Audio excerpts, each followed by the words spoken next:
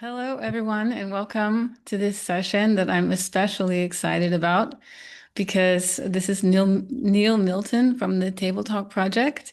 And I literally almost every day think of what you're doing. It's just throughout my day, I think how valuable it is, and I think you'll all understand why. So without further ado, thank you so much for being here and looking forward to your talk. No worries. Thanks so much for having me. I feel really honored to be here and feel really privileged. Thank you so much. I'm just going to escape out of that and just make sure it all works. Perfect. All good. Um, Thanks so much for having me. I feel really honored and privileged to be here. I really believe in what Angeline's doing, and it's such a privilege and honor to be part of this. So hopefully you can hear me and everything's okay. But I just wanted to ask you a question today. Have you ever been so lonely and you've never felt like you could tell anyone anything? That you have felt so overwhelmed and so lonely that you've never been able to tell anyone?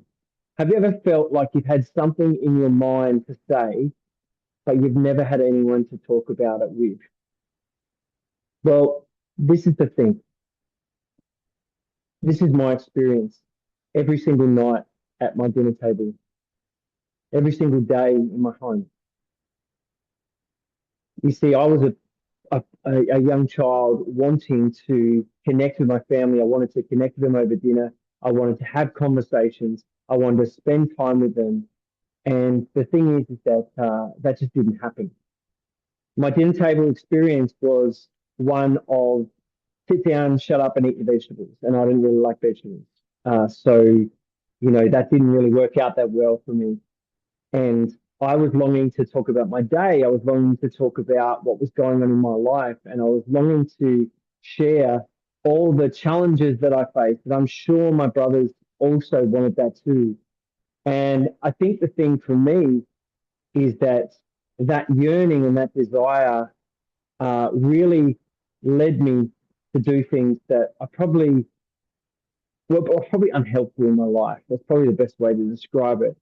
But I will say this: when I realized that I didn't have a voice in my home, was when I came to my mum after this boy had been sexually abusing me, and I didn't know that at the time. But I came to my mum and said, "This is what this boy's doing to me. Can you tell me if this is what a normal friendship is? Is this what it is?" And to which she replied, "Oh, you're just experimenting." Now that abuse went on for 3 years. And I realized at that point that I couldn't talk to my mum about deep things, that I couldn't talk to my family about things that were going on for me. And, and that was really, really hard because whilst I didn't know it was abuse, it didn't feel right. It didn't feel right in my body. It didn't feel right that was going on. I was bullied as a kid, and this person took interest in me. And it wasn't long until it became a sexual experience. And when it finished, I remember sitting on the toilet and going, what am I going to do? Because it was just at the time when Magic Johnson, the famous basketball player, came out and he said he had AIDS. And I was sitting on the toilet with an encyclopedia, and I realized at that point that I felt like I had every single symptom of AIDS, and I didn't know what I was going to do.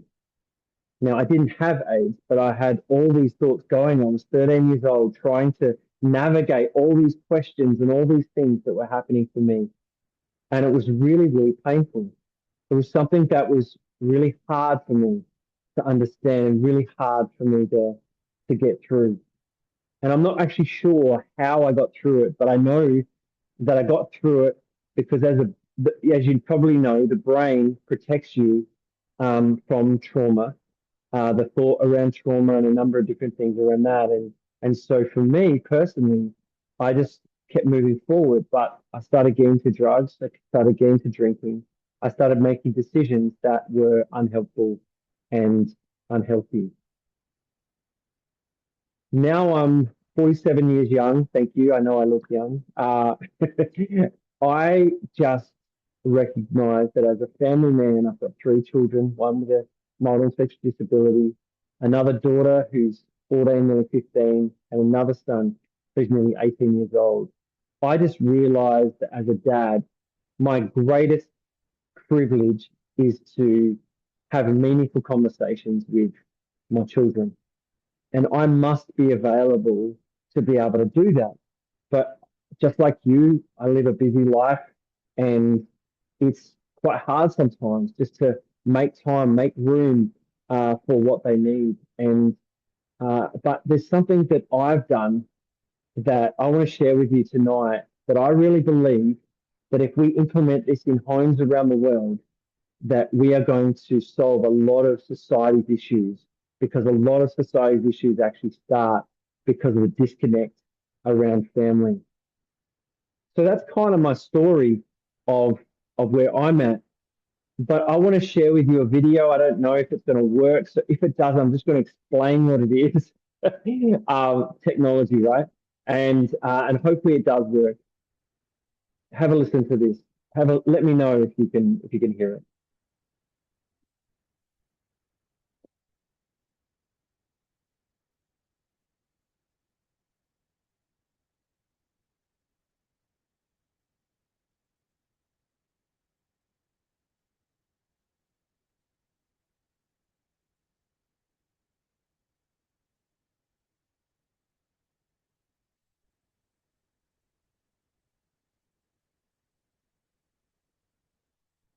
Well, unfortunately, there's no sound. They can't hear the sound.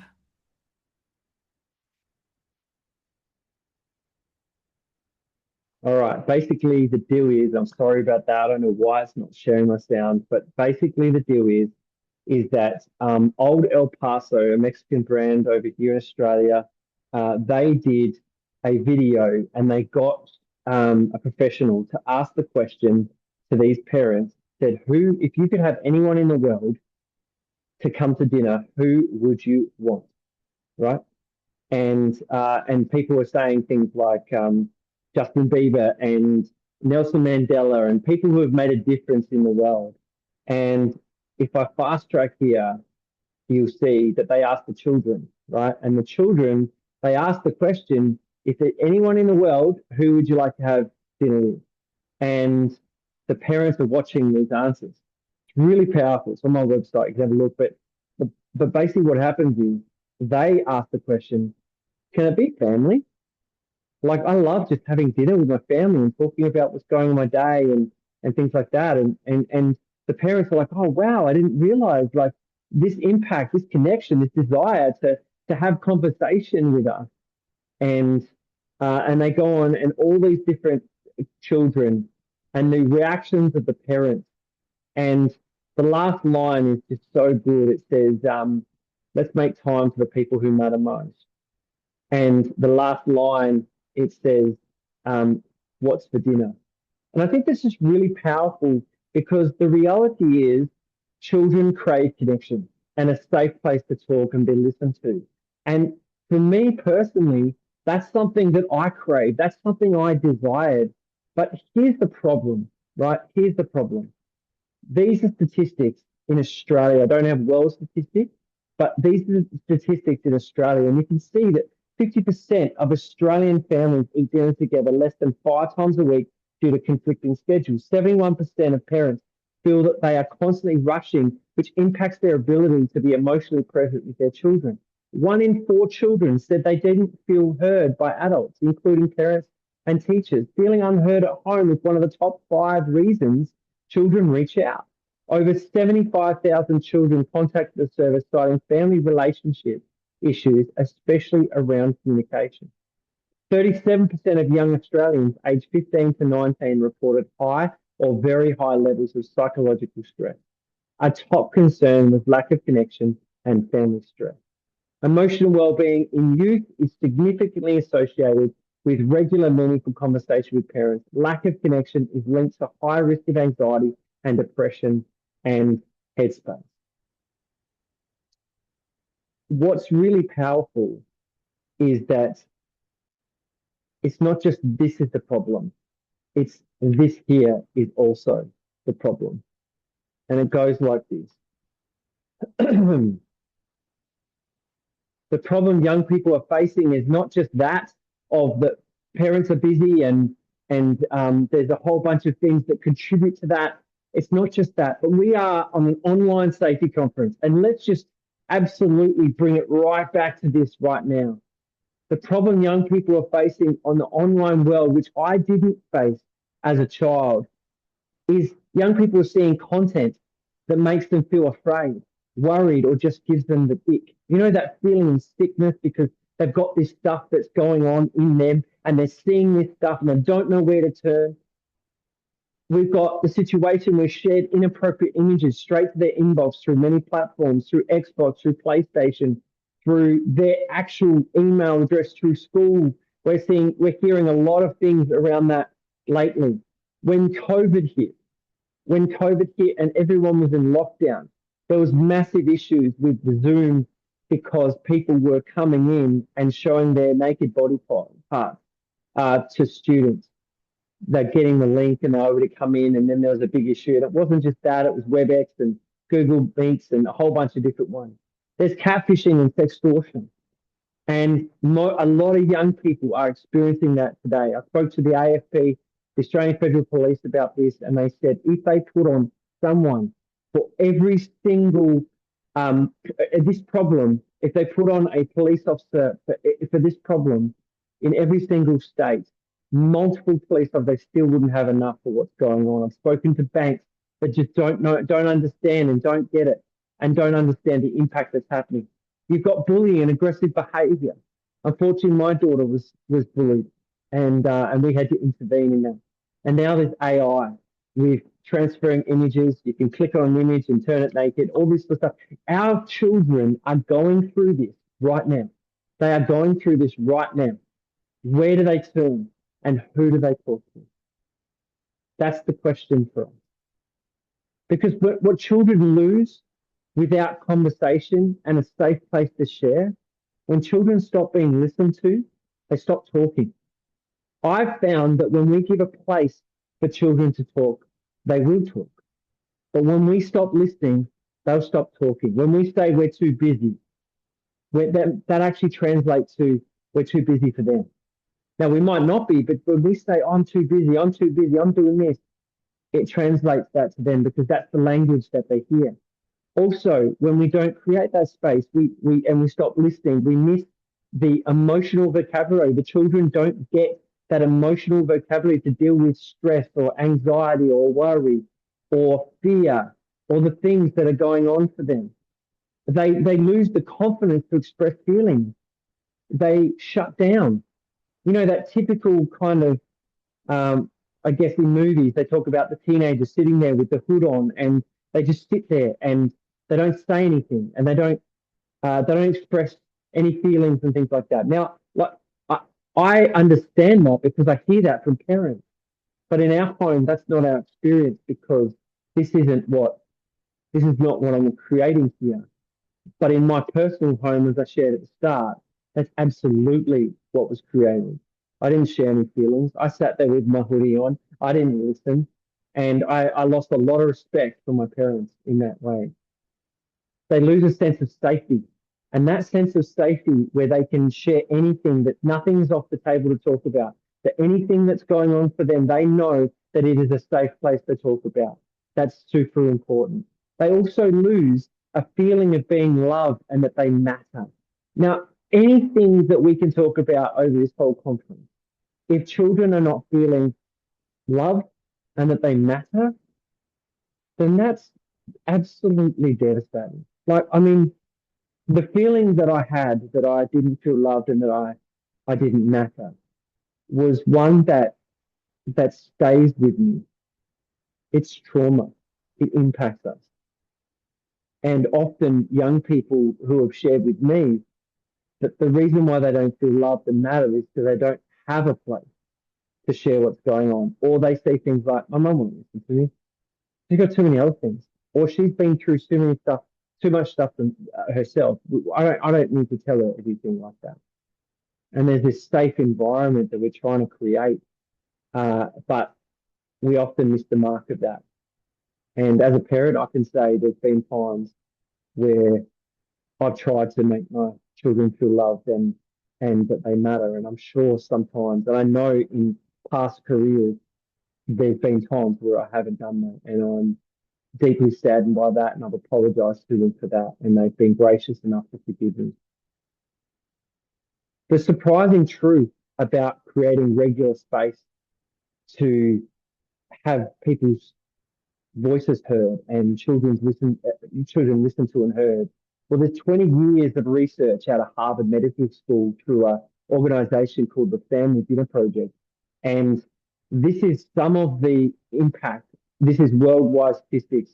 And what they discovered that if people have 3+ meals a week, now, I know you're thinking, well, 3+ meals, but I can't imagine one.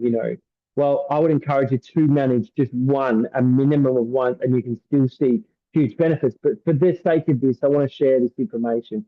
3+ meals a week means that you can have stronger bonds and better well-being. Now, that seems obvious, right? But you're coming together regularly, so they know that there's a space that's happening regularly, and we're coming together, and that's important. And then also children perform better at school. So there's an academic benefit. Families reported more joy and laughter. And how good is that? That when you're laughing and you're joyful around the table, you're connecting more because you're building those relationships. Better mental health, which we know depression and anxiety around the world is through the roof. In Australia, it's over half of young people will experience depression for more than a year, and also anxiety. So there is a real issue there. Less likely to have an eating disorder. Eating disorders are massive, and I'm sure it is around the world, but in Australia, they've never seen more eating disorders than ever. Now, we know that social media plays a big part in that, but other things as well. And there's so much more statistics. I don't have a lot of time to go into it today, but only 48% of families in Australia actually, or families actually around the world actually manage it. So if you think about it, there's 50%, over 50% of people, they don't eat together regularly. You think about the impact that's happening in those kids' lives and the families' lives and things like that. We are wired as parents to somehow, have the best car, the best house, the best this, the best that. But we should be wired to have the best relationship with our kids, the best conversations to have with our children, the making sure they can come to us and know that nothing's off the table to talk about. So what's our response to this? Well, I'm the founder of an organization called the Table Talk Project, and it's a non-for-profit health promotion charity supporting families to foster deeper connections and ensure every voice is heard through meaningful conversations. Our mission, our focus is to be a catalyst for stronger, healthier family relationships by providing those tools of support for meaningful conversations. We have a vision to be an influential resource, community platform, partnering with families to connect, communicate, and thrive. And our impact is every voice is heard and every child is known. We have a website. It's called thetabletalkproject.org, and we created a web app right here called Back at the Table. And I want to actually just run through that with you quickly right now. Let's see if I'm still sharing my screen.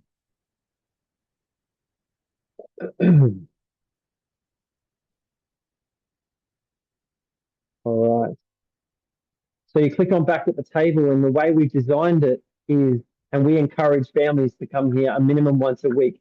And what we're actually asking is that families come here to have those meaningful conversations to help and direct that. We would love it if it wasn't a web app, it was just paper or it was something. But the thing is, we can't receive that data to help to facilitate better conversations without doing it like this. So we've created this web app, and it enables families to be able to connect. And so you can do this anywhere in the world.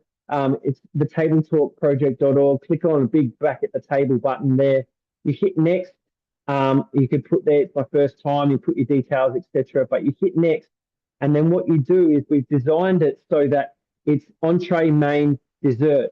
And so entree is the food we eat and prepare. Main is the conversation starter. and the dessert is a check-in to make sure you're going to be okay. So let's run through this. I'm going to be really quick, and I'm sorry about this, but you'll be able to work through it yourself. So first of all, if you want a recipe, we've got that covered for you. So let's just say you're dairy free. There's a whole bunch of recipes here that you can choose. Healthy chicken and rice, great opportunity. There's a recipe there that has all the details and the how, everything that's going on. You click next, and then we can see that someone has healthy chicken and fried rice, which is great. That's their entree. Or you might say, I'm going to use my own, and I'm going to put in chicken pizza or something like that, depending on what country or state you're in. You hit next, and you go to uh, their main, which is the conversation starter. Now you can use your own if you want to, or you can use ours. And you press on open conversation starters, and there's a whole bunch of different topics that you can choose. So let's say you've got children with preschool. So there's a whole bunch of different conversation starters here. I know it's probably a bit small on the screen, but let's say here, how do you help your friends? How do you do that? Well, what does that look like? And you go around the table and you talk about how do you help your friends? And you hit download, and you can download that as well. So you can print it off if you don't want to use that. You hit next, and then we can see that someone in whatever country or state actually has this and is using these conversation starters. And then we go to dessert. Dessert is a check-in to make sure everyone feels listened to and heard. And that's the first question. You go around the table and say, did everyone feel listened to and heard tonight? And I'm telling you now, sometimes I have to say no with my family. Sometimes they do not listen, and I don't listen. Sometimes there's things going on, and you know what it's like with families. There's chaos and there's challenge and all those sort of things. Um, but it's about being honest. We invite you to bring closure to the table time, and we ask two questions: what attitude you leaving table with? In other words, was this a really good experience, or was this one that you'd rather forget? Is there anything else you wish to share? Which is a fantastic question, especially those that are from neurodiverse families, and children who are neurodiverse sometimes take a little bit longer to process things. And so maybe they didn't have an answer for the question you asked in the main, but in the dessert, they're like, oh, actually, I do have an answer. Or this could be the time where they say, actually, I'm really struggling with bullying. I'm really struggling with getting out of bed. I'm really struggling with this. Or, hey, I just want to share with you, I've got some great results with my study, or I've got some really good results here. Or they're really, really young and they build a tower. I mean, fantastic, whatever it is, but it creates that opportunity. And then what you do is you just set a date. You just set a date for the next time that you choose to, and then you hit submit. And then what we do is we get that email and receive that. You're also part of our library as well, which is basically part of our e-news. And every single week I send a blog. And so there's a whole bunch of blogs that I do that enable hopefully to create better conversations and connections. This one I wrote last week around children, how the Table Talk Project helps those with disabilities. There's also helplines. There's also, you can look at our why, and there's a number of other helpful resources as well, like important conversations that we encourage you to have with your children, and don't let someone else go and teach your children about the important conversations that you really need to be having with your children. So let me jump back here for the last couple of minutes. And I want to let you know that I started this because I really, really believe in the importance of having meaningful conversations around the dinner table, because I know that that's something I lacked, but I know that if we do create that space, that lives can be changed. And here's the hard reality as we wrap up this presentation. The hard reality is that a young person comes home and they have a really great relationship with their parents. They know that nothing's off the table to talk about, and they know that things are going on for them, but they can talk about it. Maybe they had a really crap day and they come home and they share that experience, and it's one that they'd rather forget, but they know that there's a safe environment for them to talk about, that nothing's off the table to talk about. They're going to have a meal together, they're going to sit down, and their parents could intervene if they need to, or teach them resilience, or a number of different things. And that could be just a really tough day, and they go to school the next day and they go, you know what, that was a tough day, but I know that I've got the network to help me. That's one scenario. The second scenario is that a young person comes home and they don't have that. They don't have that environment. They don't have a mum and dad that is caring for them and supporting them. Maybe they're too busy. Maybe they've got too many things on. Maybe they work too much. Maybe there's a whole bunch of different things. Maybe there's family violence going on at home. Maybe they've seen something online and they need someone to talk to, but there's no one there. The truth is that statistics would say that if a young person experiences this kind of behavior, that it could be the last day they live. And the statistics I saw a while ago was that young people who suicide don't really, a lot of them don't really want to die. They just want their day to end, their problem to end, their things that's going on. And so here's the reality that when we spend that time, we create that environment, it's powerful. So let's create spaces for children and for them to know that they matter, that they are known, and nothing is off the table to talk about. Just by having dinner together as a family, a minimum of one night a week. Thank you so much for having me. I really appreciate it. Thank you as well. And thank you for giving your app, showing your app as well. It's, as I said, very powerful. Yeah, unfortunately, we're out of time now, but I think it's also something to really implement in our communities as well.